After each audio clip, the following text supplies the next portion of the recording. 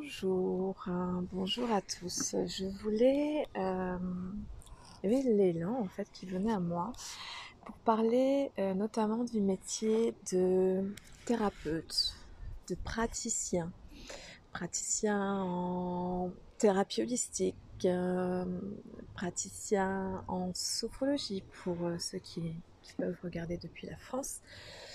Je dis praticien en médecine holistique parce que c'est ce qui parle le plus côté Canada, comme la sophrologie n'est pas très connue.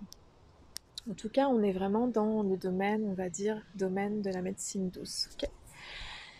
Donc, je voulais faire une capsule qui était vraiment comme dédiée à ce beau métier-là, qui est d'être praticien, et sur l'art d'éveiller et de s'éveiller par la même occasion, parce qu'il n'y a pas beaucoup de métiers en fait qui le permettent, et ce métier-là, si, et c'est juste magique, et je trouve intéressant de pouvoir vous partager cela en quelques mots. C'est magique parce que déjà pour la majorité en fait des praticiens, euh, il y a un changement de carrière qui s'est opéré. Sauf pour ceux qui ont été comme déjà très ancrés et connectés, je dirais, à eux depuis très jeune, et ça c'est juste magnifique. Il y en a d'autres qui ont besoin d'une évolution dans leur vie et à réaliser cela au bout de quelques années. Personnellement, ça m'a pris de nombreuses années, mais chacun est à son rythme, comme on le dit. Donc il y a un moment donné dans sa vie, on se rend compte qu'il y a des choses qui faisaient sens étant plus jeune qui ne font plus sens maintenant. Surtout quand on analyse, on analyse oui et non, mais quand on voit un peu notre vécu sur des choses qui se sont passées et qui ont fait que à l'instant T nous avons mûri, nous avons changé, et que ce qui devient indispensable ne l'est plus, ne correspond plus trop à, je dirais, notre début de carrière. Donc un changement de carrière qui s'est opéré, qui a bien sûr demandé à se remettre en question, à accepter que l'inconfort pouvait être confortable, et à accepter aussi de sauter le pas pour se retrouver soi, au risque de changer pas mal de choses. Surtout lorsqu'on a une carrière comme moi, où je travaillais une vingtaine d'années dans un autre métier qui était la communication. Donc, on a une certaine expertise que l'on perd directement quand on change de métier. Mais il fait plus sens. Et puis, il y a aussi, voilà, quand vous êtes mère de 3 enfants, il y a bien sûr beaucoup de choses qui se passent en tête, mais en même temps, c'est un chemin qui se dessine tellement naturellement que vous vous dites, il n'y a pas raison. Et donc déjà le côté magique est dans ce beau changement de carrière que l'on opère et que j'ai opéré. Ensuite, il y a le côté magique qui est dans notre histoire. Encore une fois, je dis pour la plupart, c'est pas forcément le cas de tout le monde, mais pour beaucoup. Lorsque vous êtes en train de pratiquer en fait dans la médecine douce, dans l'accompagnement des personnes, et en fait, euh, il y a eu un gros travail de fait sur soi parce qu'il y a eu de grosses blessures qui ont été subies, je dirais, durant notre vie, et notamment si je parle de moi, durant ma vie. Donc des grosses blessures qui m'ont permis et qui nous ont permis de voir la vie d'une autre manière et d'essayer de switcher les choses. Voilà, switcher les choses, soit parce que on a pu rencontrer des bonnes personnes sur notre chemin qui nous ont éclairés ou montré la voie, soit les petits signes sont arrivés pour nous dire ça fait plus trop sens, ou soit il y a un état d'esprit en nous qui disait on veut plus de ça en fait. Est-ce que vraiment la vie c'est souffrance, c'est tristesse, c'est dépression? Euh, pour ma part, je dirais que il y a eu, c'est beaucoup venu en fait du switch de moi en me disant je veux essayer de tester une autre manière, puisque cette manière de vivre ou de ressentir les choses, les événements me conviennent pas.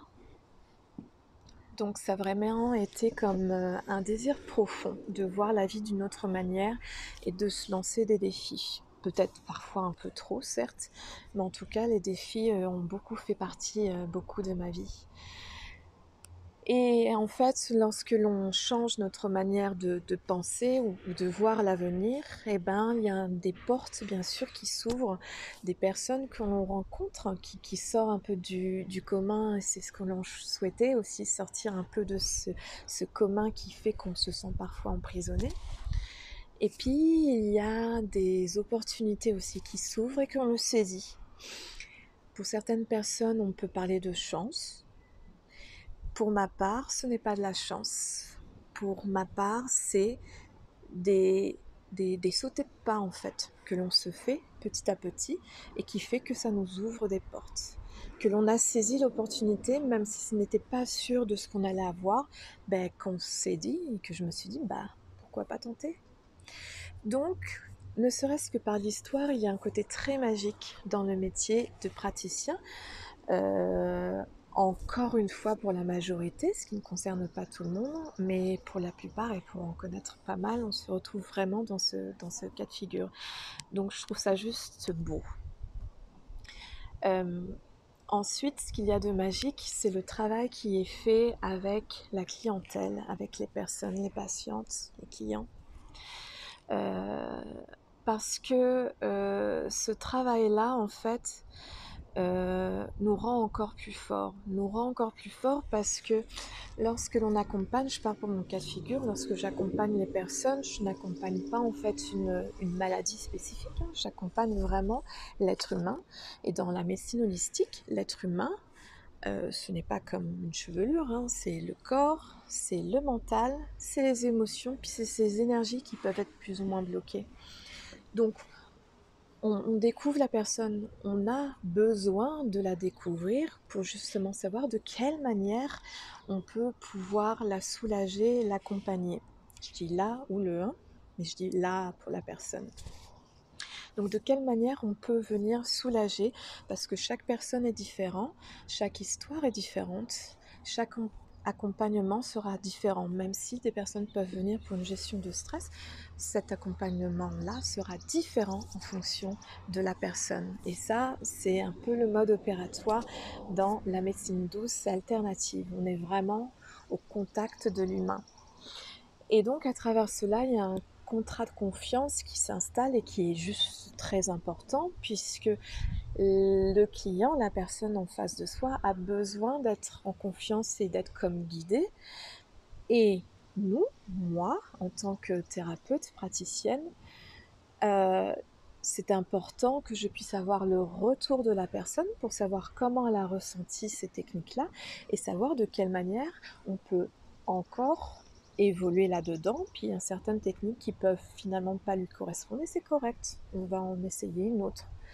Parce qu'on reste encore sur le côté de toucher l'humain, d'accompagner la personne. Parfois, on peut avoir des ressentis en se disant elle va bien adhérer à ça, et puis finalement, bah, so-so. Bah, écoute, on va essayer autre chose dans ces cas-là.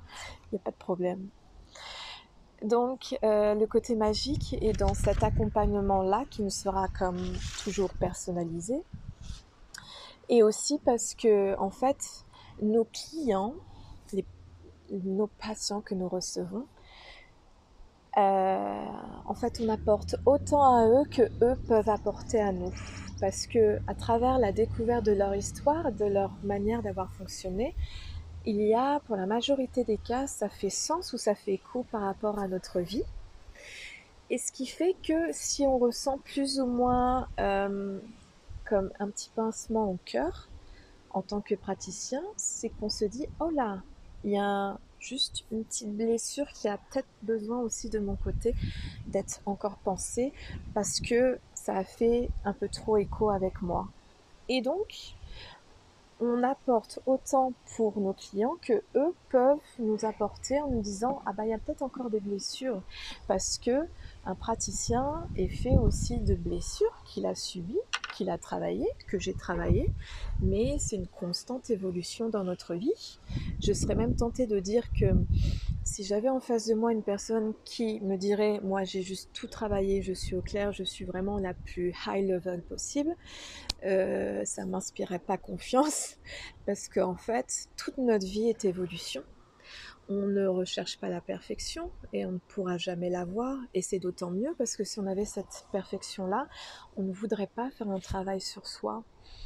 On sentirait plus ce besoin-là et ça serait assez triste parce que quand on fait un travail sur soi, eh ben, ça nous permet de nous découvrir, de nous reconnecter à nous et de voir toute cette force que nous avons à l'intérieur ou ces petites blessures que l'on souhaite ressortir et qui vont nous faire ressortir encore plus de mieux en nous. Donc, c'est ce qui fait que on en apprend autant que les clients peuvent apprendre. Et j'irai pour terminer sur cette magie, ce qu'il y a de plus magique aussi dans ce métier-là, comme dans beaucoup de métiers d'accompagnement, c'est de voir l'évolution de nos clients. C'est de voir cette petite lueur qu'il y a dans les yeux qui s'est de plus en plus accentuée par les différentes rencontres que l'on a pu faire ensemble, les différents travaux que la personne a pu faire, et puis aussi son petit changement de pensée. Et quand on arrive à percevoir en la cliente et le client en face de soi, euh, un meilleur aperçu en fait que la personne peut avoir d'elle-même, c'est juste magnifique et splendide parce que en fait, et c'est un peu beaucoup l'état d'esprit de ce métier-là, c'est que chaque personne est un joli diamant brut. Sauf que ces diamants-là ont peut-être été un peu comme enfouis sous terre, sont sales, plein de poussière, et ont vraiment l'impression d'être comme une roche parmi tant d'autres. Et en fait, avec un petit travail, bah, ça permet de sortir de terre, de laver un peu cette belle pierre et de voir la brillance et l'éclat qu'elle peut avoir. Et quand on perçoit ça dans les yeux de nos patients, de nos clients, c'est juste un bonheur. Un bonheur, oui. Donc voilà, donc je voulais partir, bah, partir, ouais, je vais vous laisser. Mais je voulais surtout parler en fait en quelques minutes de cette magie de ce métier-là qui me plaît énormément. Sur ce, je vous souhaite une bonne journée et à bientôt.